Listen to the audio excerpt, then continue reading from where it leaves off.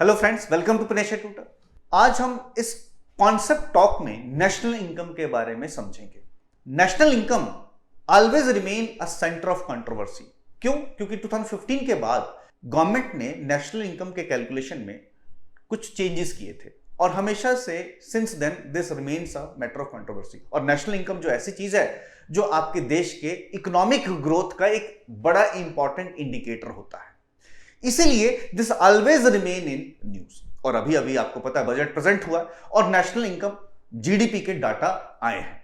इस पूरे वीडियो में हम समझने की कोशिश करेंगे कि क्या 2015 में नेशनल इनकम में चेंज किया गया था और कुछ कॉन्सेप्ट के talks, plus also we will discuss about the controversy associated in calculation of national income.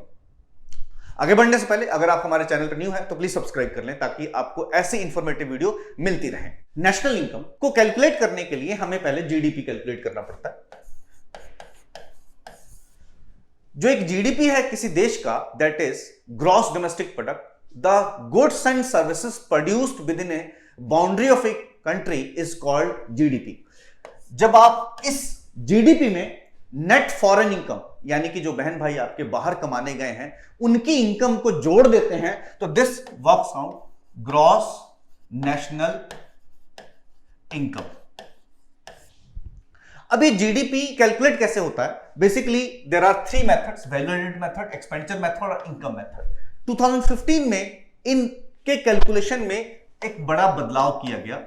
A biggest change was introduced in 2015 in calculation of GDP। वो क्या था हम आगे डिस्कस करेंगे। नेशनल इनकम कैलकुलेट कौन करता है, ये सवाल आपके जहन में आ रहा होगा। तो national statistics office, this the body that calculates national income. Earlier there were two bodies, CSO central statistics office and NSSO national sample survey office. Both these bodies were clubbed and national statistics was formed and this department is under Ministry of Statistics and Program Implementation। यही national income GDP GVA को calculate करता है। अब आगे बढ़ते हैं कि 2015 में ऐसा क्या बदलाव किया गया जो बोन ऑफ कंट्रोवर्सी बन गया। ओवरऑल जो जीडीपी है वो तीन मेथड से कैलकुलेट होता है। Income method is the income accrue two factor of production, यानी कि जो भी काम कर रहे हैं उनकी इनकम को जोड़ दिया जाए तो इनकम मेथड आ जाता है। जैसे आप देखो, compensation of employees, rental income, personal income, disposal income after income tax, corporate profits, net interest, indirect taxes minus subsidies, net business transfer payments, surplus of government of enterprise. ये सारे income जब जोड़ देते हैं तो इनकम मेथड बन जाता है। Value added method is second method to calculate GDP. और वैल्यू एडेड मेथड क्या है? Basically the input that are added to production of goods. जब हम उस इनपुट को ऐड कर देते हैं और उस इनपुट को ऐड करने के बाद जो फिगर आती है that is value added method. Economy में जो लोग भी वैल्यू ऐड करते हैं सप्लाई चेन में उसे वैल्यू एडेड मेथड कहते हैं। Third method is expenditure method. The name suggest कि जो आप खर्चा करते हो, जब सारे खर्चे को जोड़ दिया जाता है then again you will arrive income method और वैल्यू एडेड मेथड। यानी कि तीनों मेथड से पॉइंट सेम आएगा मगर थोड़ा सा वेरिएशन हो सकता है, डिस्क्रिपेंसी आ जा सकती है। तो आप देखो एक्सपेंडिचर मेथड में personal consumption made by house hold, gross private domestic investment, gross investment consumption by government, net export equals export minus import.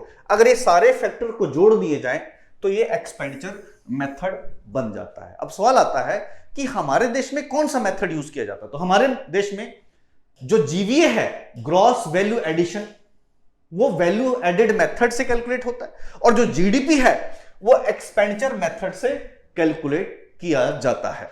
अब जो वैल्यू अडॉप्ट किया गया है इंडिया में that is GVA eight basic price by kind of economic activity, यानी कि जिन्होंने value add किया है इकोनॉमी के अंदर उसे जोड़ दिया जाए तो इकोनॉमिक एक्टिविटी बन जाता है।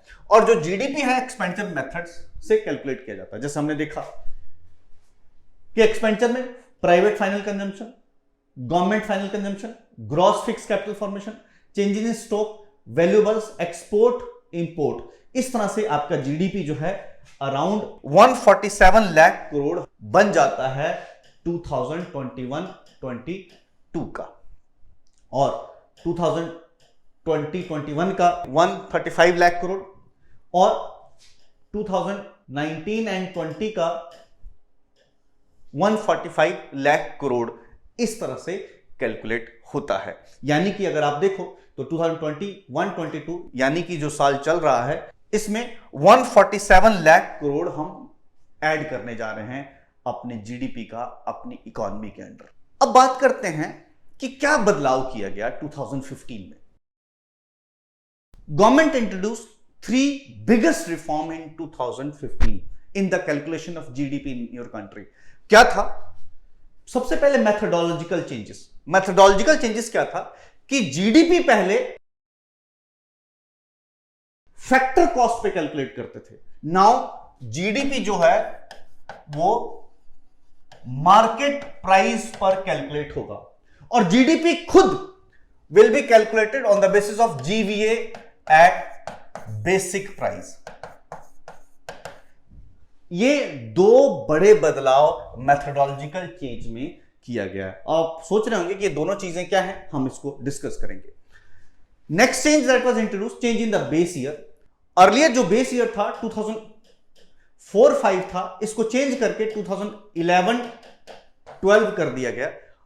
आप सोच रहे होंगे कि बेस ईयर क्या क्या पर्पस होता है। Basically base year is used to compare the economic growth, यानी कि इस साल से हम इकोनॉमिक ग्रोथ को कंपेयर करेंगे। इससे पता चलता है कि इन्फ्लेशन का कितना पार्ट इकोनॉमी के अंदर है। तो base year is used to calculate real GDP. Third change was introduced giving comprehensive coverage. अब आपको पता है डिजिटल इंडिया का जमाना है, जो data palm of your top है, यानी कि आपके हाथ के मोबाइल में डाटा, यानी कि आपके मोबाइलों में डाटा आ जाता है, आपके लैपटॉप में डाटा आ जाता है। अब MCA 21 ministry of corporate affairs का एक वेबसाइट है जिसमें सभी कंपनियों का अपने डाटा को अपलोड करना पड़ता है। तो पहले हैंड से होता था, तो इसलिए 2 लाख कंपनियों का डाटा लेकर कैलकुलेट करते थे, उसको सैंपल सर्वे में यूज करते थे। अब मोर देन 5 लाख कंपनियों के डाटा से हम सैंपल सर्वे बनाते हैं। ये कंप्रेहेंसिव कवरेज भी हो गया। तो ये 3 चेंजेस, बड़े बदलाव किए गए थे। हम मैथोडोलॉजिकल चेंजेस को फर्दर डिटेल में समझते हैं। मैथोडोलॉजिकल चेंजेस में one more change that was brought, कहता हमने अपने अकाउंटिंग सिस्टम को internationally accepted norm system of national account से बदल दिया। क्यों? क्योंकि internationally this system is adopted. Why? Because हमारी जो इकोनॉमी है ग्लोबलाइज होती जाती है, बड़े लेवल पे जा रही है, इसलिए inter state inter country comparison आसान हो जाए, इसलिए हमने universally accepted system of national accounts adopt किया है। दूसरा, पहले 10 इयर्स पे रिवीजन होती थी, अब हमने डिसाइड किया कि ये 5 इयर्स पे रिवाइज हो जाएगा। प्लस जो जीडीपी है, जैसे मैंने पहले भी कहा कि अब जीडीपी जो है वो मार्केट प्राइस पे कैलकुलेट होगी, पहले ये जीडीपी फैक्टर कॉस्ट पे कैलकुलेट होती थी। अब आपके मन में आ रहा होगा कि ये फैक्टर कॉस्ट और मार्केट प्राइस क्या है, हम उस पर भी बात करेंगे। कहते जीडीपी जो है देश की, अब जीडीपी मार्केट प्राइस पे कैलकुलेट होगी। ये मार्केट प्राइस पे अब क्यों कैलकुलेट हो रही है और पहले किस पे होती थी? पहले फैक्टर कॉस्ट पे कैलकुलेट होती थी। अगर आप पूछें कि व्हाट इज फैक्टर कॉस्ट, तो फैक्टर कॉस्ट का मतलब होता है जो भी प्रोडक्शन में एसेंशियल आइटम हो, जो भी प्रोडक्शन में एसेंशियल लोग होते हैं, कंट्रीब्यूटर होते हैं, उन्हें फैक्टर ऑफ प्रोडक्शन कहते हैं, जैसे लैंड, लेबर, मशीन, ये फैक्टर ऑफ प्रोडक्शन है। यानी कि हम इसमें इनडायरेक्ट टैक्स को नहीं लेते थे, मगर with passage of time indirect taxes को भी पार्ट माना गया है इकोनॉमी का। इसलिए अब हमने प्लान किया है कि जीडीपी को मार्केट प्राइस पर कैलकुलेट किया जाएगा। This is more representative of national income. Second, gross value added method जो है वो बेसिक प्राइस पे कैलकुलेट किया जाएगा। और आप सोच रहे होंगे कि बेसिक प्राइस क्या है, तो मैं आगे डिस्कस कर रहा हूं। ये जो बेसिक प्राइस जीवीए है और जीडीपी मार्केट प्राइस है, बोथ आर इंटरलिंक्ड। यानी कि आप जीवीए जब कैलकुलेट करेंगे तो automatically you will able to calculate GDP at market price. तो इस तरह से सिस्टम बनाया गया कि एक कैलकुलेट के साथ आप दूसरा आराम से कैलकुलेट कर सकते हैं। आप जीडीपी मार्केट प्राइस का अगर फॉर्मूला देखें तो GDP at market price sigma GVA eight basic price plus product taxes minus product subsidy. Now you will be thinking कि बेसिक प्राइस क्या है और प्रोडक्ट टैक्सेस और प्रोडक्ट सब्सिडी क्या है। अब हम बात करते हैं बेसिक प्राइस और फैक्टर कॉस्ट क्या होता है। Factor cost, basic price. Factor cost what accrue two factors of production, यानी कि जो एसेंशियल कंपोनेंट होता है किसी प्रोडक्शन के लिए, जो भी उनको मिलता है उसको फैक्टर कॉस्ट कहते हैं। इसमें इनडायरेक्ट टैक्सेस ऐड नहीं किया जाता, लेकिन बेसिक प्राइस में इनडायरेक्ट टैक्सेस के कुछ पार्ट को ऐड किया जाता है, जैसे कि प्रोडक्शन टैक्स और प्रोडक्शन सब्सिडी। अब आप सोच रहे होंगे कि प्रोडक्शन टैक्स, प्रोडक्शन सब्सिडी ये क्या चीज होती है। जो tax individual item per unit के हिसाब से लगता है उसे बोलते हैं प्रोडक्ट टैक्स, यानी कि सेल टैक्स हर पर्टिकुलर आइटम के ऊपर लगता है। जैसे आपने अगर कोई पहले कपड़े खरीदोगे तो सेल टैक्स लगता है। एक्साइज ड्यूटी ये भी पर यूनिट के हिसाब से लगता है, हालांकि जब से जीएसटी लगा है ये दोनों जीएसटी के अंदर सब्ज्यूम हो गए हैं। दूसरा प्रोडक्ट सब्सिडी। प्रोडक्ट सब्सिडी जो है यूनिट के हिसाब से सब्सिडी सरकार देती है, जैसे कि आपने देखा होगा एलपीजी सिलेंडरों पे, फूड आइटम्स पे या फर्टिलाइजर आइटम पर यूनिट के हिसाब से सब्सिडी मिलती है। One more concept is there in indirect tax, that is production subsidy और प्रोडक्शन टैक्स। वो क्या है प्रोडक्शन सब्सिडी? प्रोडक्शन सब्सिडी वो होता है जो irrespective of amount of production you are making, यानी कि ये चाहे जितना मर्जी प्रोड्यूस करो, पर यूनिट से कोई लेना देना नहीं, ओवरऑल आपको मिल जाती है ताकि आप उसको प्रोड्यूस करो। मोटिवेशनल सब्सिडी एक तरह का हो सकता है। और प्रोडक्शन टैक्स चाहे जितना मर्जी आप यूनिट प्रोड्यूस करो, उससे कोई मतलब नहीं, आपको ओवरऑल क्योंकि आप काम कर रहे हो इसलिए आप पर प्रोडक्शन टैक्स लग जाता है। जैसे कि स्टैंप ड्यूटी, आपने जमीन खरीदी, आप उस जमीन पे चाहे 10 किलो अनाज उगाओ या 1 लाख किलो अनाज उगाओ, कोई फर्क नहीं पड़ता, आपको जो आपने जमीन खरीदी थी उस पर टैक्स देना पड़ा। Irrespective of production when you pay the taxes that is called production taxes. जैसे कि आप लैंड रेवेन्यू देते हो, यानी कि आपके पास जितना भी खेत है उसके हिसाब से देते हो, उस खेत में कितना क्विंटल अनाज उगाते हो उस पर टैक्स नहीं लगता, बल्कि जितना खेत है उस पर लगता है।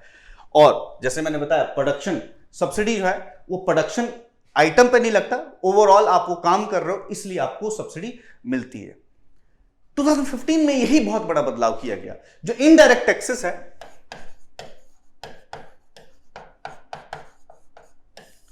इसके 2 कंपोनेंट कर दिए गए, product tax, product subsidy. Production tax, production subsidy. जो ग्रॉस वैल्यू एडिशन है फैक्टर कॉस्ट पे,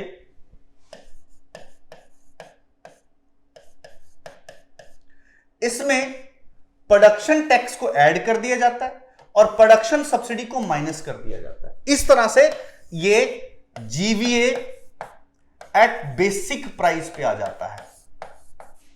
और इस बेसिक प्राइस जीवीए को में जब हम प्रोडक्ट टैक्स ऐड कर देते हैं और प्रोडक्ट सब्सिडी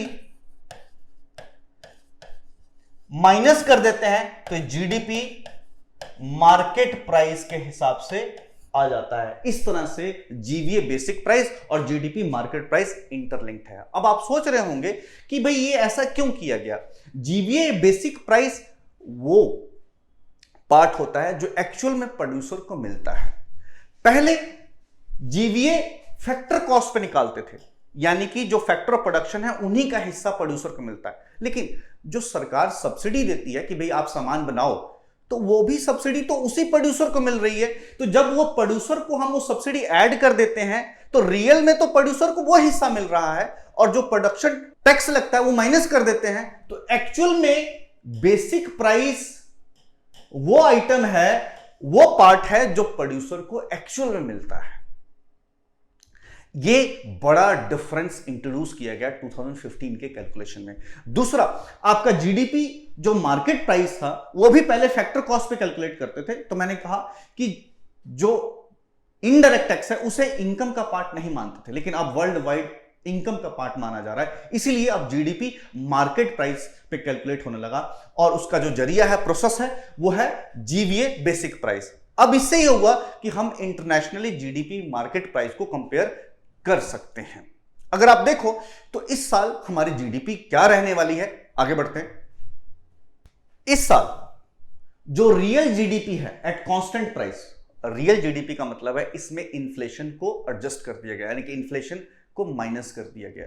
जो रियल जीडीपी है 2011-12 के प्राइस के हिसाब से वो 2021-22 यानी कि जो साल जा रहा है इस साल यानी कि 31 मार्च तक हमारी 147.4 लाख करोड़ रहने वाली है, यानी कि ये एडवांस एस्टिमेट है। और अगर आप देखो तो पिछले साल के मुकाबले में, लास्ट ईयर के मुकाबले में, यानी कि 2020-21 के मुकाबले में 135 लाख करोड़ थी। इसका ये मतलब है कि ये 12 पॉइंट बढ़ी है। इसका मतलब है कि हमारी जो जीडीपी है 2021-22 में 9.2% है, और कंपैरेटिवली अगर देखो कोविड के ईयर में 2020 के ईयर में 7.3% कॉन्ट्रैक्ट कर गई थी, यानी कि जीडीपी नीचे चला गया था। अब उस कंपैरिजन में आपकी जीडीपी 9.2% होगी। आपका इकोनॉमिक सर्वे यहां तक कहता है कि नेक्स्ट ईयर 2022-23 में जो जीडीपी रहने वाला है वो है 8 to 8.5%। ये एक्चुअल प्रोजेक्शन है आपकी जीडीपी की रियल। अब बात करते हैं नॉमिनल जीडीपी। नॉमिनल जीडीपी का मतलब है इसमें इन्फ्लेशन है, यानी कि इसमें इन्फ्लेशन को माइनस नहीं किया गया, यानी कि ये करंट प्राइस पर है।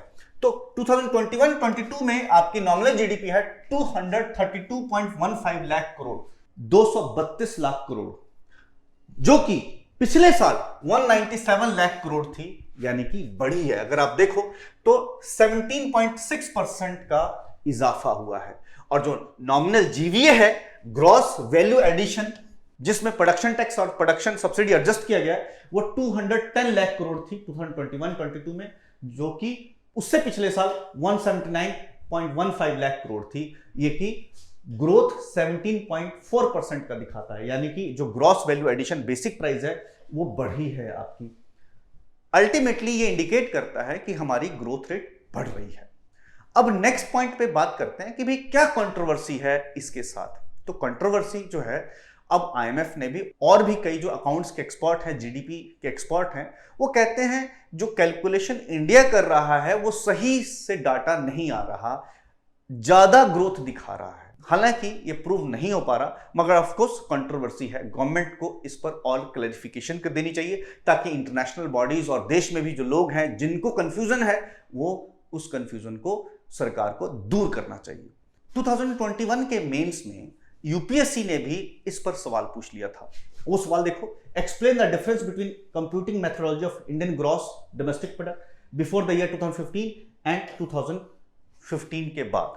तो ये यूपीएससी में भी सवाल पूछा जा सका है, इसलिए उम्मीद है आपको ये पूरा कॉन्सेप्ट समझ में आया। और नेक्स्ट वीडियो में नेक्स्ट किसी कॉन्सेप्ट टॉप के साथ, टिल देन आप इसको शेयर करें, कमेंट करें, लाइक करें। Thank you.